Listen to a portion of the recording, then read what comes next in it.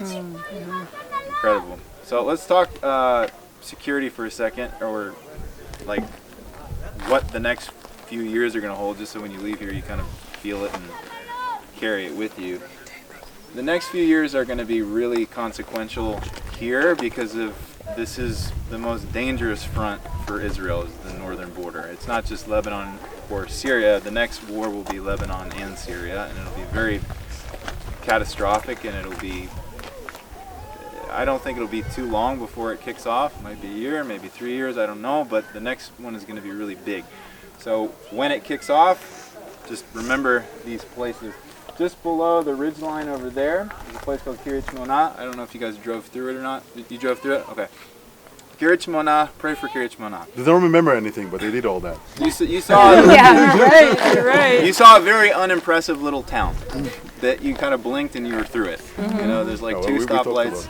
It's there's not much there. Pray for that place though, because that place is going to be ground zero of the next war, and it's going to be pretty much leveled to the ground. Why?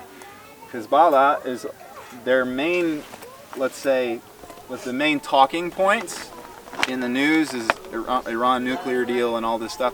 What it looks like on the ground here for a place like that is not the nuclear weapons or even the strategic weapons that will be aimed at Tel Aviv and Jerusalem.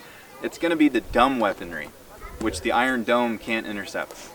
Meaning it's going to be stupid mortars that are not targeted. It's going to be rockets and stupid stuff, meaning it's not guided. It's basically like kind of close your eyes, pull the trigger, and it's going to hit something in Kiryat Shmona. Now the other side knows that, meaning it's not going to be, you'll see the Iron Dome in full action once the strategic weapons are focused on hitting Tel Aviv and Jerusalem and the city centers, but they're not going to focus strategic weapons on places like Kiryat Shmona on the border. And these are very low, let's say, economically challenged places. It's very poor. It's very, you don't go there and be like, wow, I would love to move here and raise my kids here. It's a place you're like, wow, this is a rough place, and it's going to be the front line of the next big clash. It's an interesting fact about Kiryat Shmona. It's number 2 in the world that's received the most amount of airborne munitions in modern history. Kosovo is number 1, and Kiryat Shmona is number 2, because in the Lebanon wars, it just gets rained all day long with mortars and rockets and pummeled. And the next one, because in those hills over there are, we don't know how many weapons, but there is a lot of weapons there. And the challenging thing about it is all those weapons are stored in civilian neighborhoods. So it's not like you can do targeted strikes. And the way to do that, you're going to have to liquidate an entire civilian neighborhood. So it's a massive challenge for the Israeli army and a massive moral predicament for anybody living in the north who knows that, I mean, you can drive to where the rockets are going to be firing from in 30 minutes from here, 35 minutes if there were no international borders. Like, think about that in your hometown, you know? So when you think about the Golan Heights, there's 24,000-ish Israelis, Jews, and 24,000 Druze. That's a tiny population. Now the population over there is bigger, but they're very small. It's small. It's not these city centers like Tel Aviv and Jerusalem, and these small places right along the border are going to be, I'm just asking you to kind of feel it and pray for these places in the north, because it will be, there's a human dynamic that now that you've been here and you've seen it, it's not like you're just seeing a random village in the news. It'll look like what you're seeing in Ukraine, but way worse, because when it goes down, it'll be a barrage that won't stop for a while, and it'll be, the army will fight fast and hard, and there'll be a lot of intercepting all of the strategic weapons, the big dangerous ones. But in terms of your average family here in the north, the main thing that people are nervous about is that the next war is going to be really, really bad. And the thing is, for Hezbollah or for the IRGC or for all the Iranian proxies that are trying to dig in here in Syria, the goal is not, I mean, if they could, they would, but the goal is not a normal military operation in terms of to occupy somewhere. You know, meaning like normal military operation that's not jihad is you go in, you have objectives, and you want, there's phases and stages of it, like ISIS. You know, we're going to go kick ISIS out, we're going to territorially defeat them, we're going to occupy it, and then we're going to restore it to civilian life. This is totally different, meaning for Hezbollah, the victory is just the terror dynamic. It's not, they're not thinking they're going to occupy Kiryat Shmona. They can't. But they can terrorize it, and they can force evacuation. And if they can force an evacuation, that's a strategic victory for their side. And so that's just, think about how futile and cruel that is. We're just going to torment the populations along the border and just pummel them, which means it's very important for the communities to stay. Because if you evacuate, you won, meaning the other side won. And so the dynamic here is that it's preparing to stay amidst a barrage that's going to happen, and it's going to be incredibly hard, sad, and heavy, and the army is going to be in a position of having to make very hard decisions about how to deal with it. Because when that barrage happens, you can't just liquidate those villages. You got to go in and root it out, which that's where it gets really messy. Because how do you go in and... The strategic weapons are easy. You just target it. And the army knows where they are, so there'll be targeted strikes. Nasrallah will be taken out very quickly. There'll be stages of it. But when all of this stuff kicks off, this whole ridge line here is going to be lit up with fire. And it's going to be very, very sad for everybody that lives here, and very sad for the Lebanese side, because the army is going to have to move very fast, very hard, very heavy, and it'll probably be very soon. So whether that's this year or next year, it's not a matter of if it's going to happen, it's a matter of when it's going to happen. Is this primarily Jewish or Druze village? This is all, from here down is all Jewish. So everything where you guys just were is the Druze part of the Golan. In 1967, the army said, do you guys want to stay or go? And they said, yeah, we'll stay. And so the army said, would you want to be incorporated into the state? And the Druze said, no. So they have a unique, the Druze villages, we really love the Druze. We work really closely with the Druze since we came, and we love them. They're very lovely, interesting, cool people. But they said, no, they basically have like a resident status.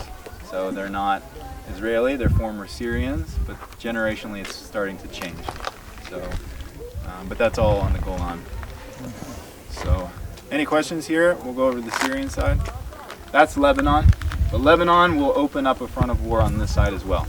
So once that kicks off, all of this will kick off as well, and it'll be it'll be one long front line all the way wrapping around the whole northern border of Israel. And this tiny little plot of land in the middle is going to have to weather a really brutal storm. Is this a natural entryway from the armies of the north right through this little valley?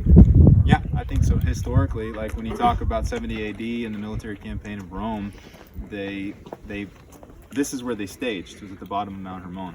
So they were here for almost 2 years and staged before, and they did military operations to clean the north of rebel outposts along the way and to crowd everybody into Jerusalem. That was the methodology of the Romans. Start in the north and then push the rebels and push everybody into Jerusalem and make Jerusalem the last stand. So that, historically, I think that will play out again. I think the next, when we're talking the Zechariah 14 scenario, I think that's what we see in Ezekiel and Zechariah and Jeremiah, is that the north will be the beginning phase of the campaign, and then from here there'll be, evacuations of communities and pushing people into the center. So the army protocols will be, defend the center in the end. If you notice, you drive around the borders, there's all these small communities on the borders. Because when the state was established, like this place, Marom Golan, as soon as 1967, the last day of the 6-Day War, as soon as the army rushed in here and pushed the regime out, immediately Marom Golan was established. Because it was wherever the army got to, that was where the communities were established. So these communities will become kind of the front line when the invasions begin. Not what I see happening would be limited, a heavy but limited military scenario in the coming years that will seemingly solve Israel's security issues. Meaning, I think after the big Northern War, that won't be the big war. That's actually going to create the context for a not accurate assessment that Israel's big security threat is eliminated. Yeah. And it's going to be, it will be delusional and difficult because it'll be like, wow, the Iranian threat, the Hezbollah, IRGC, all this stuff will be more or less neutralized after the next war, and I think that will set the context then for a period of recovery and economic boom and prosperity. And the Ezekiel description of it is when they're dwelling in unwalled villages. Mm-hmm. Every community has walls and fences around it here, all of them. And so before the final invasion, there won't be fences and walls, which means I think what's next would be an unprecedented military clash, but it's not going to be the big one. So when you see it, it's not. This is Jacob's trouble, and the final. It's not the final one. I think it will set the context for a season of incredible peace. The question: I would see everything in Revelation 6-19 as being the Ezekiel 38-39, dovetailing more or less most of it. Now the details of it, I don't know, but I think the Gog Magog is the final one, which the seals, trumpets, and bowls are connected to. Dalton, where were the rockets falling a couple of months ago? When they had a big assault. Wasn't there a time a few months ago where they were shooting rockets in here and you could hear them from your location? There's always some little thing every 2 or 3 months. There's something, a rocket falls over, a drone gets shot down, something like that. I can't remember. But whenever the people were coming up here, y'all were bringing folks up from no, that was down in Gaza. Okay. Yeah, so what we did during the last clash with Hamas is we sponsored a couple hundred families down on the Gaza border that were getting pummeled by Hamas, brought them up to the Golan, ironically. So there's a hotel here in Marom Golan, and all the accommodation in the north we booked out for families with young kids from the south and brought them up here. And building a relational bridge. I'm going down there in 3 days to meet with the communities down there, building the bridge for the next war here that families can go down there. So families will have people to stay with, and we're working with hotels to be able to sponsor kind of large-scale family evacuations for economically challenged people, because a lot of families don't know how to put food on the table in Kiryat Shmona. They're not going to be able to go take a hotel in Tel Aviv under the Iron Dome. It's going to be, where do you go? Now, I'm assuming that Gaza will kick off as well once the northern war kicks off, but there will be a series of limited exchanges and then a big one. Yeah. And who knows how it'll start? It might be preemptive, Israel might hit first, or it might be something stupid like the last Lebanese war was Hezbollah kidnapped 2 soldiers and then that kicked it all off. So you never know what it is. Who knows what will kick it off, but it will kick off for sure. In the north will be I think Israel's biggest war to date in terms of the fury of it all, because we're living in a different day of warfare now, as you can see in Russia and Ukraine. It's not what it used to be. Warfare is so different now with drones and technology, and it's different. It's a different war totally now than it was since say the War of Independence in '48 or the 6-Day War or Yom Kippur. The next round of wars in Israel will be, I think all the military establishments around the world right now are studying Russia and Ukraine and going, whoa, someone moved the cheese. It's different. The reality changed. That's for sure. To have, all of this Russian force move in and then have it get bogged down the way it is very, very interesting. So there's going to be a lot of lessons learned, I think, from Ukraine that will be used in these theaters of war. Last night we were all talking about the last day troubles and post-trib, mid-trib. If you could recommend one teaching that would explain your views on why you don't believe in the pre-trib, what teaching would that be? Of mine or somebody else's? Yours. Okay.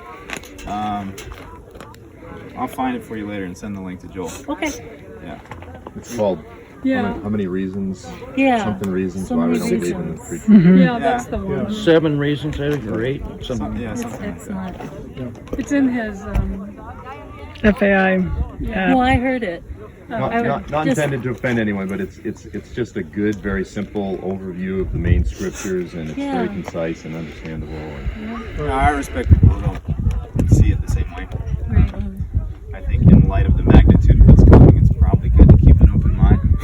Yes. That's right. And prepare for some heavy days. Okay, let's go over to the Syrian side real quick. Do